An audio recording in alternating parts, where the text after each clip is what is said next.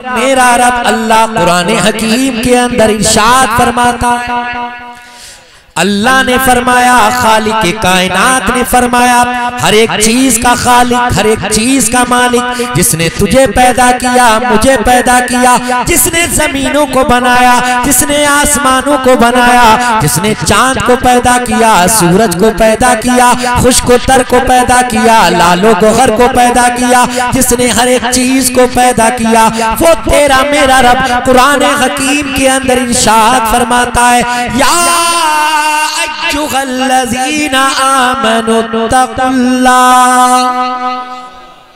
कुरान सुन के नहीं बोलोगे तो फिर क्या सुन के बोलोगे? अल्लाह फरमाता है, उज़्कुरुल्लाह ज़िक्रन कसीरा, अल्लाह का खूब जिक्र किया करो, उठते बैठते सोते जागते चलते फिरते, खलवत में जलवत में तन्हाई में महफिल में अल्लाह का जिक्र किया करो। इतना जिक्र करो, इतना जिक्र करो, लोग तुम्हें दीवाना कहने लगे।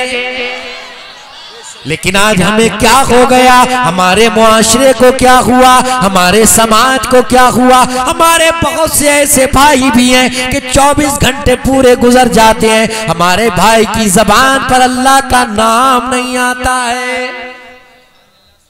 ऐसे लोग भी हमारे इस मुआशरे में हैं, ऐसे लोग भी हमारे इस समाज में हैं कि उनकी जबान पर अल्लाह का नाम नहीं आता है। बहुत से ऐसे भी हैं अपने आप को मुसलमान कहते हैं कि हम मुसलमान हैं, हम नबी के गुलाम हैं, हम नबी के वफादार हैं, लेकिन आलम यह है कि उन्हें कलमा तक सही से याद नहीं। लेकिन अल्लाह फरमाता है, इत्तकुल्लाह, अल्लाह से डरो।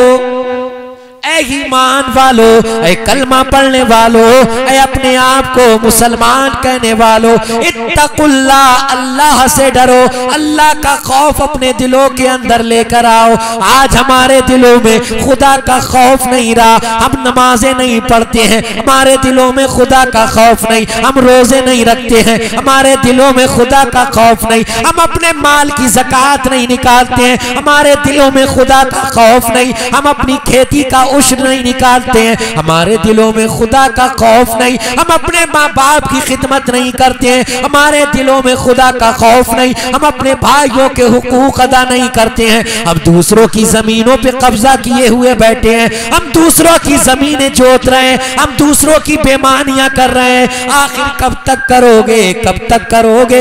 याद रखना, याद रखना, ये दौलत, ये सरबत, ये हुकूमत, ये मालो जायदाद, ये सोना, ये चांदी, सब यही रह जाएगा। तेरे साथ में तेरे आमाल जाएंगे, उस वक्त सारी हेकड़ी निकल जाएगी, उस वक्त तेरी तुर्रमगीरी निकल जाएगी, उस वक्त तेरी बदमाशी निकल जाएगी। हमने दुनिया में न जाने कितने ऐसे लोग देखे हैं कि दुनिया में रहे, एक बदमाश के नाम से मशहूर हुए, गुंडागिर्दी के नाम से मशहूर हुए कि फला बहुत बदतमीज है, उसके करीब मत जाना, वो छूटते ही गाली से बात करता है। लेकिन हमने उन लोगों की हालत भी देखी है, जब मौत का वक्त आया तो हमने बिस्तर पर उन्हें एड़ियां रगड़ते हुए देखा।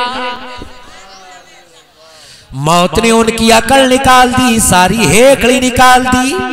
ओ कमजोरों को सताने वालों, ओ गरीबों को सताने वालों, याद रखना, याद रखना, एक दिन तुम्हें जाना है, सब कुछ यही रह जाएगा, सब कुछ यही रह जाएगा। हाँ, अगर कुछ साथ में जाएगा, तेरे आमाल तेरे साथ में जाएंगे, जो तूने नमाजें पढ़ ली हैं वो तेरे साथ में जाएंगी, जो तूने रोजे रखे हैं वो तेरे साथ में जाएंगे, जो तूने अपने मालों की ज़कात निकाली है वो ज़कात का सवाब तेरे साथ में जाएगा। लेकिन हमारा भाई सोचता कहाँ है? वो सोचता है कि जो कुछ कर लो बस दुनिया ही में ही है। लेकिन मेरे प्यारे, याद रखना, याद रखना, बड़े बड़े लोग आए, बड़े बड़े बादशाह आए, बड़े बड़े वजीर आए, बड़ी बड़ी कुर्सी वाले आए, बड़ी ताकत और रुतबो शोहरत वाले आए, लेकिन मेरे प्यारे, जब मौत का फरिश्ता आ गया तो सब कुछ यही का यही धरा रह गया। जनाब चोरी कर रहे हैं, जनाब झूठ बोल रहे हैं, जनाब बेईमानी कर रहे हैं, किसके लिए? औलाद के लिए। किसके लिए करते हैं? औलाद के लिए करते हैं या नहीं करते हैं? सब कुछ औलाद के लिए करते हैं, लेकिन मेरे प्यारे जब रूह जिस्म से निकल जाती है, जब इंसान का इंतकाल हो जाता है तो औलाद जनाबे वाला भी जनाजा भी नहीं उठता है, बंटवारा शुरू हो जाता है। क्या मिला क्या मिला? हमारे उस्ताद फरमाते हैं कि बेटा एक बात याद रखना, अगर औलाद नेक है, औलाद नेक है, तुम उसे कुछ भी ना देकर जाओ लेकिन फिर भी वो जिंदगी गुजार लेगा। और अगर औलाद नेक नहीं है, तुम उसके लिए कितनी भी दौलत छोड़ जाओ, वो सब का सब तबाह हो बर्बाद कर देगा। तो औलाद को क्या करो? नेक बनाओ। क्या बनाओ? नेक बनाओ। अल्लाह फरमाता इत्तकुल्लाह, अल्लाह से डरो, अपने दिलों में खुदा का खौफ लेकर आओ, डरा करो, उठते बैठते डरा करो। और याद रखो, जिसके दिल में खुदा का खौफ नहीं होता है, उस दिल के अंदर शैतान होता है। हम क्या हैं? हम 8वें दिन मस्जिद पहुंच जाते हैं। हमारे बहुत से भाई ऐसे हैं जो ईद के ईद पहुंचते हैं, लेकिन जनाब वाला आलम ये है, ना फजर ना जोहर ना असर ना मगरिब ना इशा, सब गायब। फिर चौराहे पे खड़े होकर कहता है ये सब तुम्हारा करम है आका, कि बात अब तक बनी हुई है। रमजान का मुबारक महीना आया, अजमत वाला महीना आया, बरकत वाला महीना आया, पेट भर खाना खाया, चौराहे पर खड़ा हुआ, सिगरेट का कश लगाया और कहता ये सब तुम्हारा करम है आका, कि बात अब तक बनी हुई है। तेरे ऊपर ज़कात फर्ज हो गई, तू ज़कात का माल खाकर बैठ गया, यतीमों मुफलिसों मिस्कीनों के हाथ में तूने भीख का कटोरा दे दिया, भीख का प्याला दे दिया, खुद पेट भर खाना खाया, चौराहे पे खड़े होके कहता है ये सब तुम्हारा करम है आका, कि बात अब तक बनी हुई है। तेरी औलाद तेरी फरमा बरदार नहीं, तेरी औलाद तेरी कोई बात सुनने को राजी नहीं, फिर भी कहता है ये सब तुम्हारा करम है आका, कि बात अब तक बनी हुई है। 8वें दिन जाएगा मस्जिद के अंदर, सीधा इमाम साहब के हुजरे में, कारी दानिश साहब के मदरसे में हुजरे में पहुंच के कहेगा हजरत बहुत परेशान हूं, बहुत तकलीफ में हूँ, बहुत मुसीबत में हूँ। हजरत फरमाएंगे क्या हुआ? कहता है हजरत सब कुछ किया था जिस औलाद की खातिर, माल लाया औलाद की खातिर, दौलत जमा की औलाद की खातिर, बैंक बैलेंस बनाया औलाद की खातिर, लेकिन आज वो औलाद मेरी बात सुनने को राजी नहीं है। मैं कहता हूँ पूरब को जा तो वो पश्चिम को जाता है। मौलाना जाकिर साहब फरमाएंगे क्या तुमने कभी इस बात पर गौर व फिक्र किया कि तुम्हारा जो जरिया माश है, जो रोजी कमाने का तरीका है, जो तुम्हारा कारोबार है, जो तुम्हारा बिजनेस है, वो जायज है या नाजायज? कहता है हजरत इस पे कभी गौर नहीं किया।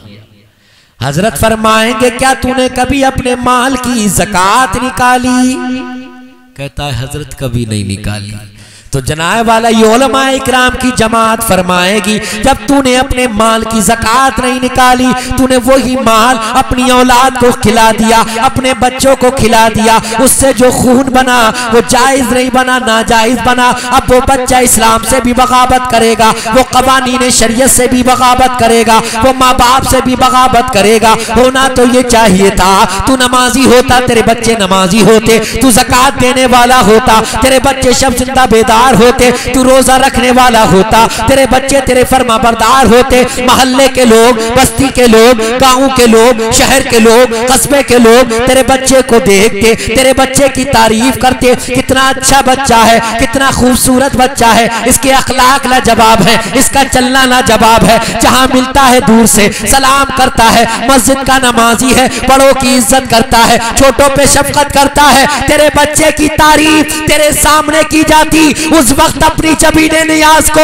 तू खुदा की बारगाह में झुका देता, अर्ज करता मौला तूने मेरे बाजुओं में ताकत दी, मैंने अपनी मेहनत की कमाई से, जायज कमाई से अपने बच्चों की परवरिश की है। फिर गुंबदे खजरा की जानिब लौ लगाता, अर्ज करता या रसूल अल्लाह ये सब तुम्हारा बात अब तक बनी।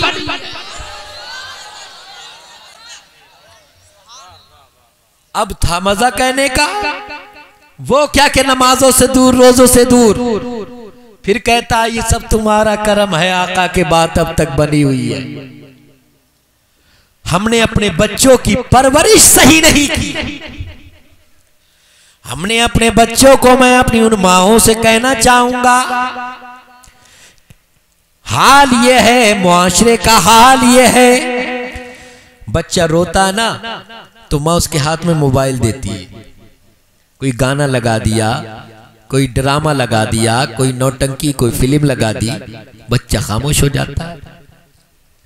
जिसकी परवरिश गाने सुनकर हुई हो, जिसकी परवरिश फिल्में दिखाकर की गई हो, क्या वो बच्चा गौसे आजम का गुलाम होगा?